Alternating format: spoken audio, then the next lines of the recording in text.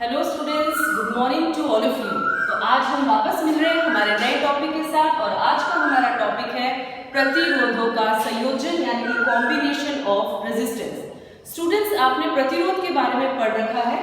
प्रतिरोध को मेनली अपन जो चिन्हित करते हैं वो इस प्रकार से हम इसे दर्शाते हैं और हम इसको बताते हैं कैपिटल आर के द्वारा। आज हम देख रहे हैं कि इसका संयोजन किस प्रकार से किया जाएगा। तो सर्वप्रथम मैं आपको बताऊं कि इसका संयोजन करना आवश्यक क्यों है, क्यों जरूरी है कि हम प्रतिरोधों को कंबाइन करें। देखो बच्चों, हमें अलग अलग विद्युत जो भी अपैरेटस होते हैं उसमें अलग अलग मान के प्रतिरोध चाहिए। किसी में आपको 30 ओम का चाहिए, किसी में आपको 100 ओम का चाहिए, किसी में आपको 5 ओम का चाहिए। तो ये व्यवहारिक नहीं है कि इतने सारे प्रतिरोध अपन लोग बनाएं। तो हम क्या करते हैं, प्रतिरोधों के अलग अलग प्रकार का संयोजन करके हम जिसको प्राप्त करना चाहते हैं, जो भी हमको मान चाहिए उसको हम लोग प्राप्त कर लेते हैं। ये बिल्कुल उसी प्रकार है स्टूडेंट्स, जैसे कि हम लोग रुपयों के साथ करते हैं। हम बाजार जाते हैं, आपको पता है कि आपके पास 75 रुपए का नोट नहीं होता, पर यदि आपको दुकान में 75 रुपए देने हैं तो आप क्या करोगे? आप 50 का नोट ले सकते हैं, 20 का ले सकते हैं, 5 का ले सकते हैं, आप 10-10 के 7 नोट ले सकते हैं, आप 100 का नोट देके उसको 30 वापस रुपए ले सकते हैं। तो ये क्या चीज है? ये है आपका कॉम्बिनेशन। आपने क्या किया? रुपयों का संयोजन। ठीक है, क्योंकि इट इज नॉट पॉसिबल कि आप हर एक रुपया बनाएं, व्यवहारिक नहीं है। बिल्कुल इसी प्रकार से प्रतिरोधों को हर एक प्रतिरोध बनाना इज नॉट पॉसिबल। तो हम क्या करते हैं, यहाँ पर संयोजन करते हैं। स्टूडेंट्स, संयोजन दो प्रकार के होते हैं। पहला संयोजन होता है श्रेणी संयोजन, और श्रेणी संयोजन को इंग्लिश में हम लोग कहते हैं सीरीज कॉम्बिनेशन। ठीक है, सीरीज कॉम्बिनेशन में अगर आप लोग जोड़ना चाहते हैं तो आप क्या करते हैं, एक सिरे को दूसरे सिरे से जोड़ देते हैं। कॉम्बिनेशन, स्पेलिंग थोड़ी गलत है, इसे ठीक कर लीजिएगा स्टूडेंट्स। तो हम क्या करते हैं, मैं सपोज 3 रेजिस्टेंस ले रही हूं, मेरे पास 3 प्रतिरोध है, मैंने इनका नाम लिया है R1, R2 और R3। तो 3 प्रतिरोध मैं कैसे जोड़ रही हूं, श्रेणी क्रम में। तो ये 3 प्रतिरोध है मेरे पास, ये पहला R1, दूसरा R2 और तीसरा R3।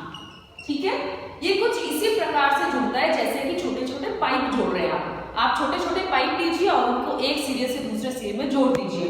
तो उसी प्रकार से हम कैसे जोड़ते हैं, इन रेजिस्टेंस को किस में जोड़ते हैं, श्रेणी संयोजन में जोड़ते हैं। फाइन, अब क्या किया हमने, यहाँ लगा ली एक बैटरी। बैटरी क्यों लगाते हैं आप सबको पता होगा, अगर आपने पिछले वीडियोस देखे हैं। बैटरी लगाने से हम लोग यहाँ पर एक विभवांतर उत्पन्न कर देते हैं। माना कि इन दो सिरों पर हमारा विभव हमने मान लिया है V। अब क्या होता है स्टूडेंट्स, जैसे ही हमने लगाई है बैटरी, इस परिपथ में से बहेगी धारा। ये बही अपनी धारा, और धारा हमेशा बहती है कहां से कहां, प्लस से माइनस की ओर। तो धारा हमारे पास इस दिशा में यानी कि ऐसे धारा बहेगी। ठीक है, क्लियर स्टूडेंट्स? अब देखिए, ध्यान देने योग्य बात क्या है, मैं मानती हूं कि ये कुछ मेरे नोट्स हैं, A, B, C और D। देखो बच्चों, जब धारा यहां से बही, इसको ऐसे मानिए कि ये है आपके पानी का नल।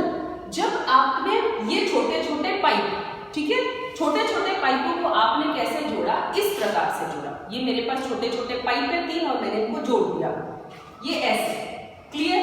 अब देखो क्या हुआ, आपने नल खोला, जैसे ही आपने नल खोला क्या बहेगा, पानी। तो उसी प्रकार जैसे ही बैटरी लगाई क्या बहेगी, धारा। अब देखो ये मेरे पास छोटे छोटे टुकड़े पाइप के ऐसे, ठीक है। अब आप सोच के बताओ, ये धारा इन सब पाइपों से समान बहेगी या अलग अलग बहेगी? आप इसका जवाब कैसे देंगे? आपने वो छोटे छोटे पाइप के टुकड़े जोड़े हैं, आप नल खोलते हैं तो सभी पाइपों से पानी का मात्रा जो है वो समान बहेगा या अलग अलग बहेगा? समान बहेगा ना। तो उसी प्रकार क्या होती है, जैसे ही अपन बैटरी लगाते हैं तो धारा का मान R1 से भी आई, R2 से भी आई और R3 से भी आई ही बहता है। यानी कि हमेशा ध्यान रखिए श्रेणी संयोजन में धारा का मान प्रत्येक प्रतिरोध यानी कि R1, R2 और R3 तीनों में समान रहने वाला है। ठीक है, तो हमने पहली बात क्या देखी कि I का मान क्या रहेगा, समान। कहां पर? तीनों प्रतिरोधों पर, R1, R2 और लगेगा तो इसमें भी सेम ही बना। ठीक है, अब बात होती है विभव की। विभव कहाँ नापा जाता है?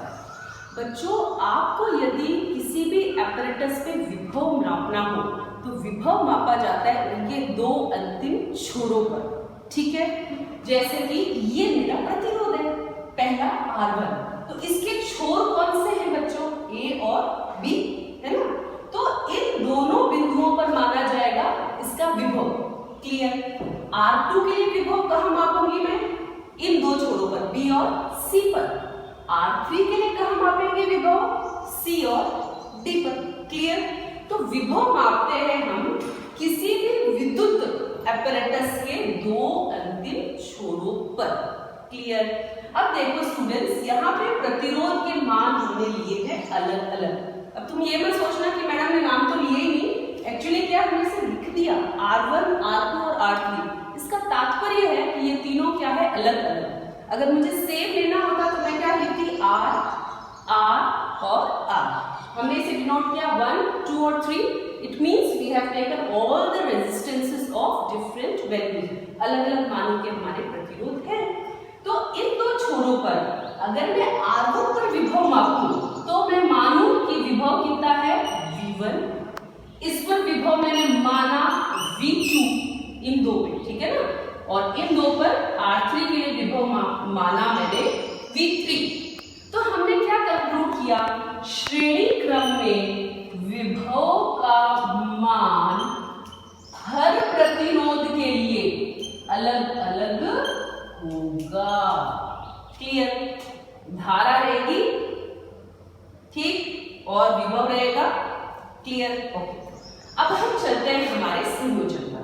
देखो, ओम का नियम तो आप सब बहुत अच्छे से जानते हैं। ओम का नियम क्या होता है बच्चों? V बराबर IR। याद करने का तरीका बताऊं? Very important rule. ये क्या है हमारा? वेरी इंपॉर्टेंट रूल, यानी कि V is equal to IR। V कौन है? विभव, I धारा और R प्रतिरोध। तो इस पहले R1 पर विभव का मान निकालो मैं। R1 पर विभव का मान जो कितना ले रहे हो बच्चों? V1। सूत्र पे डालो।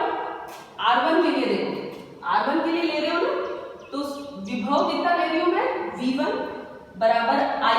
यहाँ पे धारा कितनी बह रही है बच्चों? I ही बह रही है, तो I की जगह रहेगा I। और ये है R प्रतिरोध। यहाँ पे प्रतिरोध कितना लिया जा रहा है? R1। तो सूत्र बना V1 बराबर IR। क्लियर?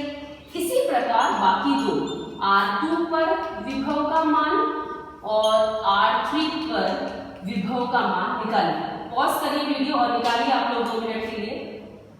ठीक है, तो देखिए R2 पर विभव का मान क्या आएगा? यहाँ पे हमने विभव क्या माना? V2। धारा कितनी बह रही है जल्दी देखो? I। और प्रतिरोध कितना है जल्दी देखो? R2। सिमिलरली इसके लिए निकालो V3 बराबर IR3। क्लियर? तो हमने क्या किया? तीनों प्रतिरोधों पर विभव निकाला। अब हम लोग क्या करेंगे? देखो स्टूडेंट्स, अगर मैं A और D बिंदु पर विभव निकालना चाहूं तो इस पे कौन सा अवयव जुड़ा हुआ है मेरा? बैटरी। इधर विभव कितना है? V। ये V विभव किसके बराबर होगा? इन तीनों के योग के बराबर होगा। तो V बराबर V1 plus V2 plus V3। Clear? ये V किसका है? बैटरी पे विभव। ओके, तो हम क्या लिखे? इसको मैं मिटा देती हूँ आपके लिए। ये नोट आउट कर लिया होगा स्टूडेंट्स आप लोगों ने? नहीं किया तो कर लीजिएगा, मैं ये मिटा रही हूँ।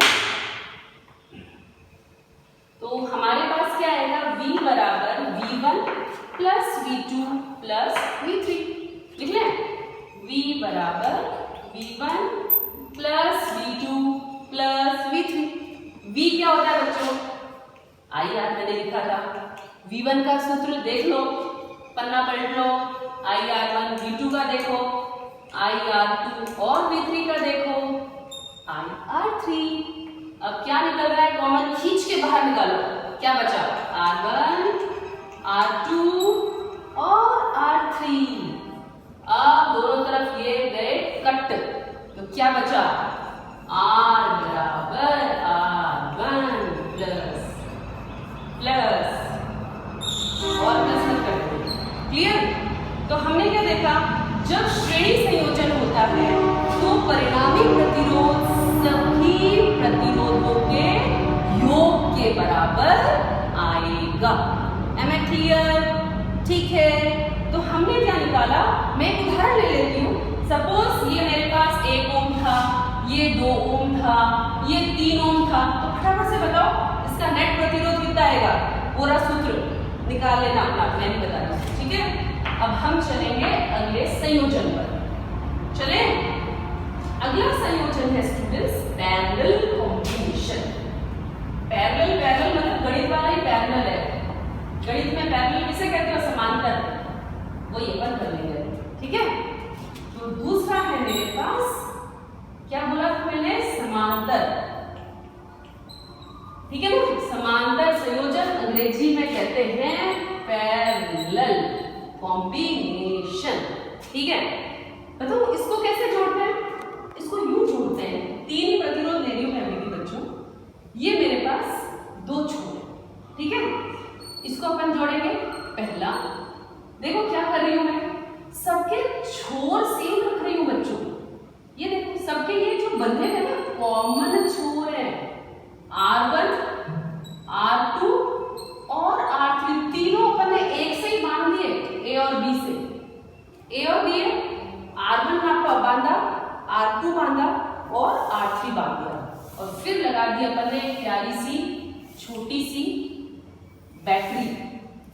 अच्छा एक बात बता देती हूँ, बैटरी में क्या होता है, ये तो कहलाएगा सेल, है ना। जब 2 या 2 से अधिक सेल को हम कैसे लगा देंगे, एक के आगे एक लगा देंगे, वो बन जाती है बैटरी। याद रखना ना, बैटरी और सेल में कंफ्यूज मत हो। इसका विभव क्या है, वापस V। कौन बहेगी यहाँ से, फटाफट बोलो, कौन बहेगी, कौन बहेगी, धारा। कहां से कहां बहेगी, पता है ना, प्लस से माइनस। चलो अब देखो, मैंने क्या बोला था, विभव कहां मापते हैं, 2 छोरों पर। R1 के लिए 2 छोर कौन है, AB, R2 के लिए छोर कौन है, कॉमन है ना, AB, और R3 के लिए दिख रहा होगा AB। तो क्या समझे, इस पर विभव क्या लोगे, जो भी लोगे, सपोज V ले रहे हैं, तो इस पर विभव भी क्या लेना पड़ेगा, V, इस पर विभव भी क्या लेना पड़ेगा, V। मैं पुनः बता दूं, विभव मापते हैं छोरों पर, इन तीनों के लिए इनके ये दोनों छोर बच्चों कॉमन है, इस वजह से इन तीनों पर विभव का मान भी सेम आने वाला है, जो किसके बराबर होगा, इसके, क्योंकि इसके भी तो छोर ए बी ही है ना। तो इन सबका विभव क्या हुआ, V फॉर विक्ट्री नहीं, V फॉर कौन हो गया, विभव यानी वोल्टेज। अब चलो धारा पर, ये धारा, ये पाइप लगे तुम्हारे 3, अब पाइप तुमने बच्चों ऐसे लगाती है, तो ये आया पानी, यहां तक आया पानी। अब क्या ये सारा पानी बराबर जाएगा, नहीं ना। जो मोटा पाइप होगा उसमें से पानी अधिक बहेगा, जो पतला पाइप होगा उसमें से पानी बहने की मात्रा ऑफ कोर्स कम होगी। तो इसी अनुरूप पानी को मैं क्या मान रही हूँ, धारा। तो यहाँ पे धारा आएगी I1, यहाँ पर आएगी I2, यहाँ पर आएगी I3। तो फटाफट बोलो क्या समझे, क्या समझे, समांतर संयोजन में विभव रहता है सेम, धारा बदल जाती है, श्रेणी के ऑपोजिट, ठीक है ना। श्रेणी में क्या था, धारा थी सेम और विभव था बदल, जबकि समांतर में विभव है सेम और धारा है अलग। तो चलो आओ प्यारे बच्चों, कुल धारा निकालते हैं अपन मिलके। कुल धारा तो तुम्हें पता होगा, किरचॉफ लॉ लगा दो, आती हुई धारा बराबर जाती हुई धारा ना। यहाँ पे I1, I2, I3, आती हुई धारा कौन है, I। तो I किसके बराबर होगा, I1 plus I2 plus I3। तो I1 प्लस वेग। अब अपना प्यारा सा इंपॉर्टेंट सूत्र V बराबर आर। अगर v बराबर आई आर है तो मेरे प्रिय बच्चों i बराबर क्या हुआ, v बटा आर। ठीक है, देखो ध्यान से देखो, सुनो मेरी बात, इधर उधर नहीं झांकना। i क्या हुआ, v बराबर आर। ये कौन है, बराबर I1। I1 कौन है बालकों, ये वाली धारा। यहाँ पे ये सूत्र लगाओ, I बराबर V बटा आर। तो यहाँ क्या लिखूं, I1 बराबर, देखो इसके लिए क्या बन जाएगा, I1 बराबर इस हिसाब से ना, I1 बराबर क्या हो जाएगा, V बटा R1। यहाँ पे क्या हो जाएगा, I2 बराबर V बटा R2। यहाँ क्या हो जाएगा, लिखो फटाफट अपने आप, V बटा R2। थी तो गणित कर लो भाई, जोड़ो जोड़ो जोड़ो जोड़ो, फटाफट जोड़ो। जोड़ रहे हो कि नहीं जोड़ रहे हो। अब क्या लेना है, क्या लेना है, अरे कॉमन लेना है, 1 बटा R1। अब क्या करेंगे कॉमन के बाद, काटा पीटी। किसकी काटा पीटी, डी और डी की। तो क्या निकला सूत्र, निकला सूत्र 1 बटा R बराबर 1 बटा R1 प्लस आ गया उत्तर। है ना मजेदार। तो हमने क्या सीखा, समांतर संयोजन को हल ऐसे कर लो, श्रेणी को कर लो, आप